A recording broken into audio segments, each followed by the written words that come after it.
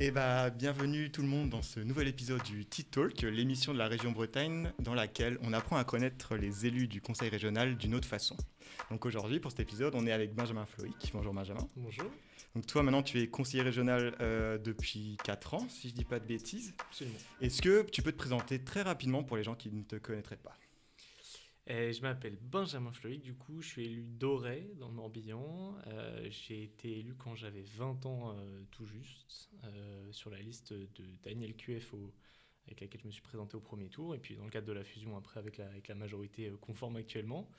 En parallèle de ça, je faisais des études au moment de mon élection, et depuis, j'ai créé une association que j'ai dirigée bénévolement pendant un bout de temps et que je dirige toujours, mais en tant que directeur général maintenant, qui s'appelle Copain et qui aide les étudiants en situation de précarité. On va en parler. Ouais, justement, on va parler de cette association-là. Juste une petite question, ils sont comment Gazo et Suzanne en vrai ? Parce que j'ai cru entendre dire qu'en plus d'être conseiller régional, tu faisais des zéniths. Oui, avec Copain, du coup, on a organisé plusieurs fois ce qu'on appelait le Copain Festival, qui est le festival de l'association. Première édition, c'était en 2023, avec Suzanne, justement, avec d'autres artistes. Une deuxième édition au Zénith de Paris et dans d'autres endroits en France, à Marseille, à Lyon, à Angers. Et là, cette année, la dernière édition, on l'a fait à Nantes et à Paris, avec Gazo, effectivement. Ouais. Et c'était une belle édition. Pour ceux qui nous écoutent, pour un petit contexte, en fait, l'association Copain, tu l'as créée, donc toi, tu étais étudiant à Paris. Absolument. En droit et Sciences Po. Ouais. Tu avais 20 ans. Et c'était après le Covid. Et là, tu t'es dit, j'ai envie de créer une association qui va aider les étudiants en situation de précarité en leur fournissant des paniers, que ce soit alimentaires ou d'autres biens de commodité. C'est bien ça ? C'est ça, c'est exactement ça. On était 5 avec des amis à moi, qui étaient mes amis les plus proches à cette époque-là, et avec lesquels on s'est dit, avec une ambition qui était quand même pas particulièrement modeste, on va faire une première distribution alimentaire. Ça se faisait déjà dans d'autres campus à travers la France. Et puis il y avait la volonté, après le Covid, de faire quelque chose, d'avoir un projet qui soit un projet porté collectivement avec des amis à nous et de faire quelque chose, tout simplement. Donc on a pensé une première distribution alimentaire qui a bien marché. Malheureusement, il y avait beaucoup de gens qui en avaient besoin et qui a bien marché aussi dans l'engagement bénévole. C'est qu'on a eu énormément de bénévoles. Juste après, quelques semaines après, il y a eu le deuxième confinement. Et le deuxième confinement, du coup, il y avait les attestations de sortie à nouveau. Et du coup, des demandes de bénévoles qui en avaient pas forcément grand-chose à faire de la précarité en tant que telle. La plupart si, bien évidemment, mais qui voyaient aussi juste la possibilité de sortir de chez eux par l'aide alimentaire. Et donc, l'asso, elle a pris une ampleur assez dingue à partir de ce moment-là, à Paris d'abord, puis à Angers. Pour plein de raisons. Et puis maintenant, dans 30 villes à travers la France. Ok, top. Et toi, c'était ta première expérience associative ou tu avais déjà un passé qui a fait que, à 20 ans, tu dis ça y est, je veux monter mon asso c'est quand même un gros projet à 20 ans, c'était vraiment énorme. Je n'avais absolument rien fait, ni d'un point de vue politique, ni d'un point de vue associatif avant mes 19-20 ans. Okay. Et Copain et Daniel sont venus sur ma route à ce moment-là, ce qui a fait que du coup, je me suis lancé dans les deux trucs qui structurent un peu ma vie depuis à ce moment-là, mais sans avoir été autre chose qu'un étudiant avant. Ok. Et on va peut-être en parler un peu plus en détail après aussi, mais donc toi, tu es maintenant beaucoup sur les sujets de précarité étudiante. C'est un sujet qui est très actuel toujours. On sait, par exemple, en termes de chiffres, qu'un étudiant sur 3 ne mange pas à sa faim, ou alors se prive, saute un repas pour des questions financières. Il y a toute la question du logement, et donc tout ça, ça a un impact sur la situation générale de l'étudiant, en fait, dans le cadre de ses études, moins de bonne réussite, des choses comme ça. Donc toi, c'est quelque chose maintenant que tu portes dans ton mandat de conseiller. Est-ce que tu penses que ça joue en fait le fait que tu sois jeune pour porter ce genre de thème au sein de ton mandat ? C'est une question, c'est plein de questionnements que je me suis posé. C'est que j'avais quand même envie d'éviter d'être le jeune qui porte les sujets de jeunes. Souvent, on en voit quand même les jeunes élus, surtout à l'échelle des mairies, parce que des conseils régionaux qui ont moins de 30 ans, il n'y en a quand même pas beaucoup. Mais on en voit souvent les jeunes élus sur les sujets de politique jeunesse. J'avais un peu envie d'éviter ça. Et donc, je ne suis pas du tout sur ces sujets-là dans mes délégations à la région. Je suis président de la commission aménagement et mobilité, ce qui n'est pas... qui est plein de liens avec la jeunesse, mais qui n'est pas directement un sujet de jeunesse. Et j'interviens à la région sur les sujets. Bon, là, on est du coup en parallèle de la session. Je retourne en session tout à l'heure pour faire une intervention sur le budget de la vie étudiante qui est porté à la région par Olivier et David. Ça me tient à cœur. Et évidemment, là, actuellement, dans le contexte national, il y a la suppression des appels pour les étudiants internationaux, l'élargissement du repas à 1 euro. C'est des sujets qui sont tellement importants dans mon engagement associatif, dans ma vie professionnelle, que je suis obligé d'aussi que ça se retraduise. Ça reste une dans expertise que toi, tu as. Absolument. Et donc, j'en parle aussi dans ce contexte-là, mais j'avais pas envie d'être catégorisé, et ça m'intéresse quand même beaucoup de travailler sur d'autres sujets, ou alors d'apporter ces enjeux-là de lutte contre la précarité étudiante et de lutte contre la pauvreté des jeunes ou pour les jeunes à l'échelle de la région aussi. C'est pour ça que quand on a fait la gratuité de Bresgo l'été, c'était des sujets quand même qui me tenaient vraiment à cœur et que je poussais aussi beaucoup, mais plutôt là dans mes sujets mobilité à la région. Du coup, j'ai une question un peu en lien avec ça.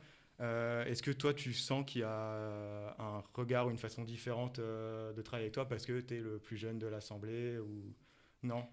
Est-ce que, enfin, j'imagine qu'être le Benjamin de l'Assemblée, on a dû le faire plein de fois, désolé, mais ça a ses avantages comme ça, ses défauts, peut-être en termes de crédibilité, et puis c'est un peu classique qu'on peut avoir sur les jeunes, j'imagine.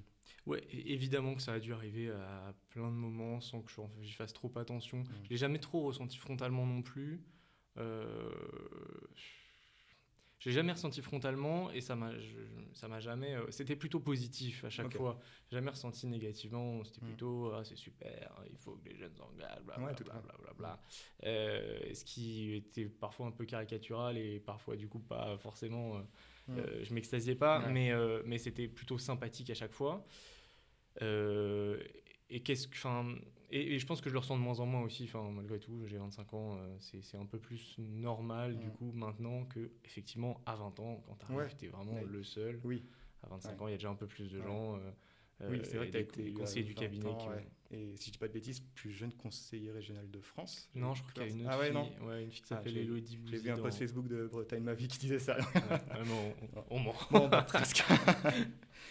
Ok, très bien. Mais oui, effectivement, en fait, je rebondis, mais là, ces dernières années, effectivement, on a eu pas mal de jeunes, on va dire peut-être plutôt trentenaires, qui sont arrivés en politique. Ça a toujours été une critique on revoit toujours les mêmes têtes, principalement à l'échelle nationale, on va dire. Mais ouais, il y a vraiment ce vent de fraîcheur qui est arrivé et qui a fait que peut-être aussi ça a permis à plus de jeunes de s'intéresser à la politique. C'est évident. Moi, sur des profils qui n'ont absolument rien à voir, mais je pense que l'impact dans la vie politique française d'un Gabriel Attal, d'un Louis Boyard, ou voire même si ça fait mal à dire, de Jordan Bardella, ça pousse quand même et ça donne un peu plus de clés pour se sentir légitime à s'engager que quand le seul référentiel qu'on a, c'est Dominique de Villepin qui a 75 ans, et avec tout le respect, quoi, mais bon, voilà, ça donne une image qui permet de se dire, ok, si lui il est capable de faire, il est pas. Donc ça me donne les clés de le faire. Toi, tu vois une différence sur ces 5 dernières années Je suis pas certain. Je pense que là, dans le cadre des municipales, je le ressens un peu plus, et il y a plus de personnes avec qui j'échange qui sont plus jeunes que moi maintenant et qui se sentent d'y aller. Mais c'est une réflexion qui est tellement globale, c'est que je pense qu'avant, et ça c'est une réflexion que j'ai beaucoup ici dans le cadre de mon engagement associatif, mais aujourd'hui, chez Copain, on a beaucoup de bénévoles qui, il y a 15 ans, se seraient engagés dans un parti politique ou dans un syndicat étudiant. Et qui ne le font pas aujourd'hui parce que soit il n'y a plus trop les perspectives d'entrer dans un syndicat ou dans un parti politique, et qu'ils le font du coup d'une manière complètement différenciée, tout aussi importante pour la société, dans le cadre d'un engagement associatif. Un engagement associatif, c'est un engagement politique en fait. De nos jours, maintenant, les deux sont tellement imbriqués que... Complètement, c'est évident. Qu'un jeune en asso, forcément, il porte un message politique aussi. Et puis, il ne faut pas voir les assos comme quelque chose qui écarte de la vie politique institutionnelle. Et c'est plutôt quelque chose qui peut y ramener aussi avec ce que je disais là sur les municipales. On a des bénévoles qui sont arrivés dans l'asso il y a 2-3 ans, qui aujourd'hui sont confrontés à la réalité des choses, c'est-à-dire qu'il y a des politiques publiques qui créent la précarité à laquelle on est obligé de répondre avec l'asso, et qui, de fait, se disent « Ok, est-ce que l'engagement politique, d'une manière plus institutionnalisée que ce que je fais déjà, il ne peut pas aussi servir à changer les choses ?» Et ce qui pousse à l'engagement, à la volonté de militer différemment qu'en étant bénévole. Ok. C'est très intéressant. J'aimerais juste revenir aussi vite fait sur le statut de conseiller régional. Déjà, si tu pouvais nous expliquer pourquoi tu es allé dans cette voie-là, qu'est-ce qui a fait, j'imagine, la rencontre avec Daniel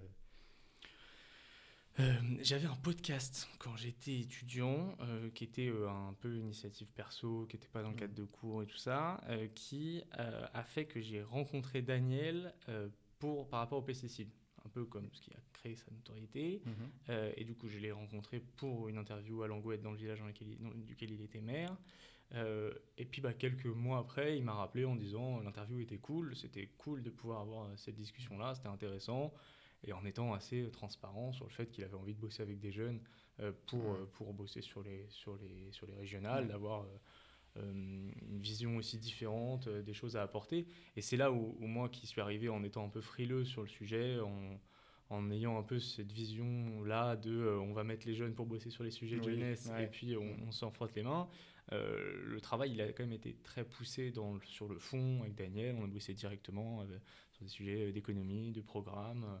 Et puis après, je suis devenu tête de liste dans le Morbihan. On bossait beaucoup sur la direction de campagne tous les deux avec quelques autres personnes. Et ensuite, du coup, il y a eu la fusion. J'ai travaillé sur la fusion. J'ai eu Loïc au téléphone pendant l'entre-deux tours pour discuter des modalités de fusion, voir comment est-ce qu'on pouvait travailler sur le sujet. J'ai eu une place qui n'était pas du tout celle qu'on donne à un tout jeune adulte de Mhm. 19 ans. Mhm. Et ça, c'était très glorifiant, c'était génial et ça Mhm. m'a appris plein de trucs. Il y a plein de trucs que je referais différemment parce que j'ai Bien 6 ans de sûr. plus. Mais c'était vraiment génial et c'est comme ça que j'y suis arrivé. Alors même que moi je m'étais intéressé de très loin au municipal juste avant Mhm. et que j'étais très intéressé par la politique Oui, ouais, tu avais au quand même une global. fibre très Ouais, politique ouais, de ouais. base. Ah, j'avais des convictions qui étaient très affirmées Ouais. déjà à ce moment-là, mais qui n'étaient pas, qui étaient pas tournées vers un militantisme. Mhm.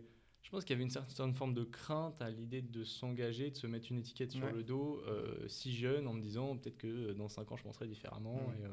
et ce qui freine aussi, je pense, un paquet de Bah gens oui. à l'idée de Mhm. s'engager. Mhm. Oui, c'est sûr, ouais. Ben, ouais. On me dit qu'il faut qu'on wrap it up assez rapidement. Non, j'avais vu, moi j'ai un petit défi pour toi, pour finir sur ce rôle de conseiller régional. Ok, 30 secondes pour nous expliquer au quotidien, en fait, ok. Tu vas me demander le prix du pass Navigo. à la Star à Rennes, ça coûte combien un abonnement? Allez, en 30 secondes, le métier de conseiller régional. Qu'est-ce que c'est? C'est un rôle de représentation comme tous les rôles d'élus en France, représentation de l'ensemble des Bretonnes et des Bretons sur des politiques sectorielles qui sont bien précises, que ce soit en l'occurrence pour moi sur l'aménagement du territoire, sur les mobilités. Moi je suis délégué au plan vélo, donc je travaille beaucoup sur la création et la mise en place d'un plan vélo à l'échelle de la région, qu'on a voté en 2022 et qui se poursuit depuis. Et donc c'est comme ça que ça se traduit dans ma vie quotidienne. C'est parfait, ouais, nickel, à la seconde près. Et bah super, bah merci beaucoup. Juste pour finir, est-ce que tu as des conseils à donner à des jeunes là, qui hésitent, qui aimeraient s'engager, mais qui se disent ah ouais, mais la flemme quoi. Et qu'est-ce que tu leur dis là, en plus avec pas mal d'échéances qui arrivent entre les municipales, les présidentielles l'année prochaine, les régionales. Donc là, il y a beaucoup de politique qui va arriver ces prochaines années. Un conseil, parce que vraiment c'est un peu ce que moi j'ai vécu, c'est que j'ai créé Copain tout en parallèle du fait qu'on montait la liste et tout ça. Je pense que c'est hyper important d'avoir un engagement qui est différent de l'engagement partisan directement, et que c'est quelque chose de nécessaire, et que militer pour un candidat à la présidentielle par exemple, militer que ce soit pour Mélenchon ou pour n'importe qui à gauche, parce que c'est quand même mieux, que ce soit pas qu'on se limite pas au fait de militer pour un candidat, et qu'on ait quand même des engagements qui soient d'une autre forme de politique à côté, que ce soit dans une asso, que ce soit dans un syndicat, mais qu'on se cloisonne pas à une réflexion vis-à-vis des idées d'une seule personne, et qu'on puisse s'ouvrir l'esprit sur d'autres sujets en parallèle. Super, très bonne réponse. Et en fait, je t'ai menti parce que j'ai encore une autre dernière question. Toi, qu'est-ce qui te motive le plus là, pour ces années à venir en tant que C'est une conseiller, bonne en tant que question. jeune de 25 ans en Bretagne, en tant que président d'une association? Ou alors, est-ce que tu es défaitiste sur les prochaines années et tu dis Non, le non, monde va partir en cacahuète et... c'est l'optimisme de la volonté, quoi, de se dire il y a plein de sujets qui sont des sujets de crainte immenses. L'arrivée de l'extrême droite au pouvoir, quand on voit dans l'hémicycle chaque prise de parole du RN, elle est plus catastrophique que la précédente. C'est des trucs qui, si on imagine une prise de pouvoir de ces gens-là, c'est effrayant. Enfin, il faut se le dire. que ce soit sur une incompétence, soit sur des propos qui sont racistes, qui sont... il faut le dire, il faut le rappeler quand même. Et donc c'est la crainte de cette perspective-là qui fait que il faut se mobiliser, il faut aller convaincre des gens, il faut aller rattraper des gens qui pourraient tomber dans ces idées-là ou se laisser convaincre par ces idées-là. Et moi, mes enjeux personnels et les enjeux, je pense qu'il faut se donner collectivement pour les années, pour les mois à venir, c'est celui-là. Top, parfait. Merci beaucoup d'avoir accepté notre Merci invitation pour TikTok et on se retrouve une prochaine fois. Merci.